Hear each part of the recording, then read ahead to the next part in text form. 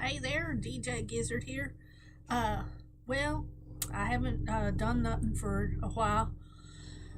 I'm plumb out of ideas except for I've been cooking, so I was like, darn, I made this really good burger salad yesterday. Now, I didn't make a video like I did before showing you how to make it, but it was so darn good that I just gotta tell you about this. It's a avocado bacon mushroom burger salad. Lower on the carbs, but I wouldn't say 100% healthy, but shoot, you gotta have your bacon now and then, don't you? So, here's what you gotta have. I wrote it down here. Living butter lettuce. You know, the kind that's got the little dirt on the bottom? The lettuce is nice and fresh. The butter lettuce. It comes in a hard plastic shell. They sell that sometimes at the 99-cent store, but not all year long. But you can definitely get it at the regular grocery store, like your Ralph's or your Vons kind of place. All right. Also, the tiny tomatoes. The best is the kind that are multicolor, shit kind of like a pear.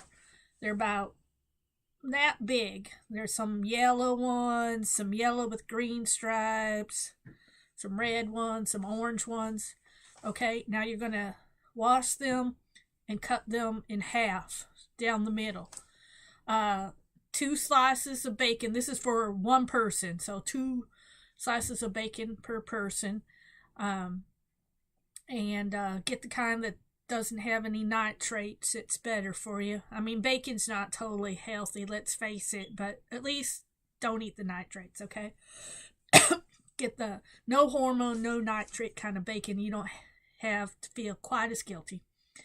Hamburger meat, it's up to you. You want to pay the extra for grass-fed, or you just want to get your plain old hamburger meat. If you do want the grass-fed, I can tell you, you can get a real good deal over at Grocery Outlet.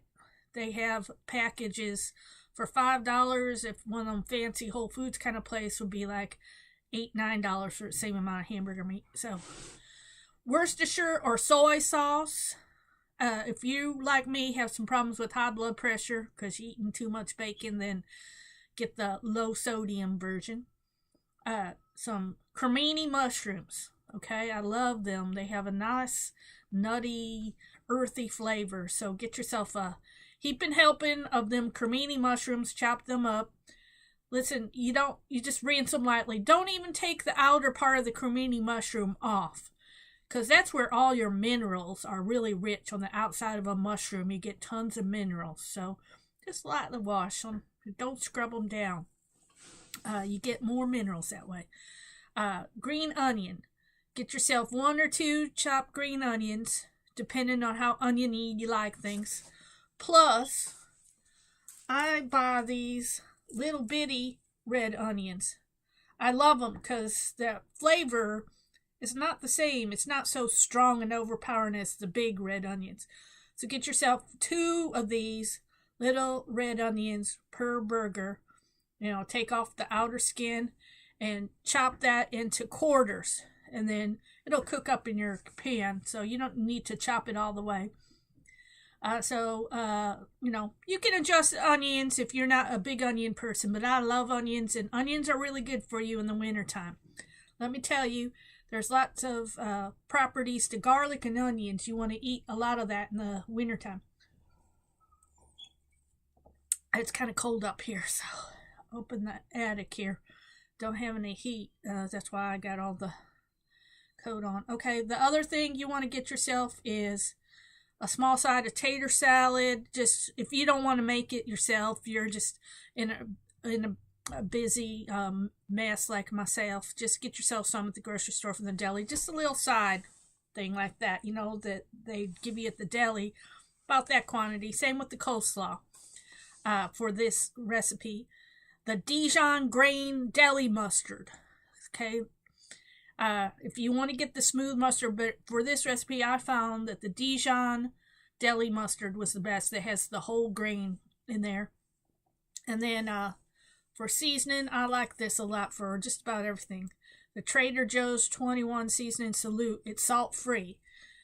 So you can put salt in there if you want, but I'm trying to watch my salt levels. And then for your dressing, they sell a cilantro avocado dressing. And then also you want to get yourself an avocado and do either a quarter or a half of an avocado for your salad, depending on how much you like avocados, how expensive they are, etc. Just, get yourself at least a quarter or a half for each individual salad. So what you want to do is you're going to cook up your bacon in a cast iron skillet, okay? And get it nice and crispy. And also, for cooking bacon, I found that a lot of times it gets real crispy here, and then the very end it's all fatty.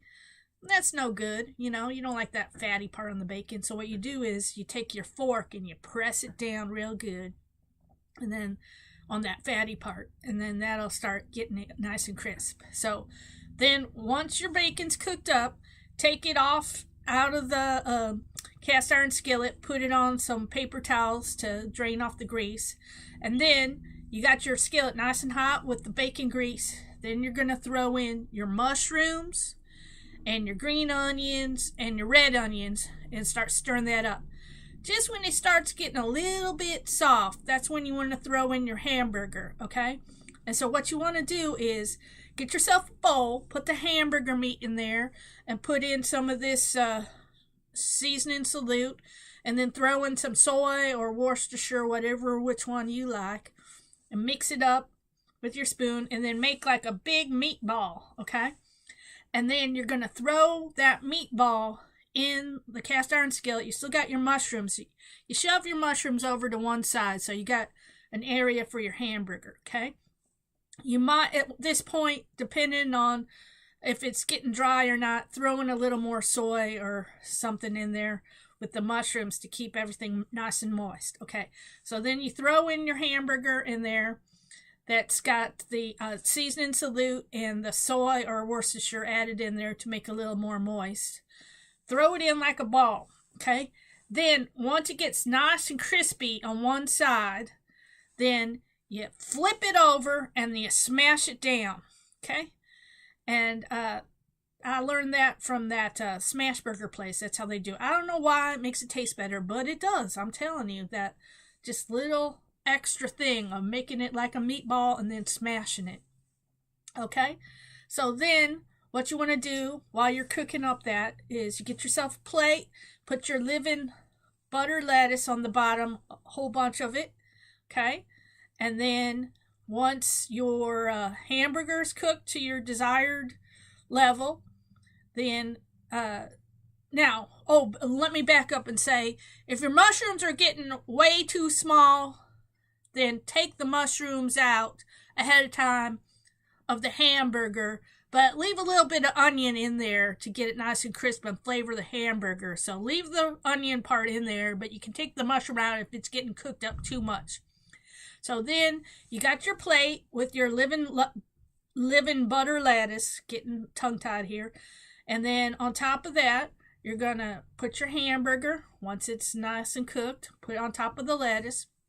Then on top of that, you're going to put your mushroom onion mixture on top of the burger. Then on top of that, you're going to put your 2 pieces of bacon, okay? And then if you want, you can put on top of that the avocado, or you can put the avocado off to the side. And then, I forgot one ingredient, pepperoncinis. That was the little extra oomph that you need at the end, okay? So you got your, put your avocado on there, and then your, put your little bit of potato salad and coleslaw off to the side. It's just a little dab you put on there. It kind of adds a little zing. And then on top of that, on top of the whole thing, you put your pepperoncinis, the sliced kind, not the little bitty kind, but the big pepperoncini rings. Put that on top of there. And is there anything I forgot? I forgot to say the mustard, the green mustard, is the very first thing you put on your burger, and then you put the mushrooms after you put the mustard on the burger first, then the layer of mushrooms, because it makes it nice and hot underneath the mushrooms. warms up the mustard. Okay? And then basically you're going to sprinkle your tiny tomatoes around, okay? That are those little bitty pear-shaped ones.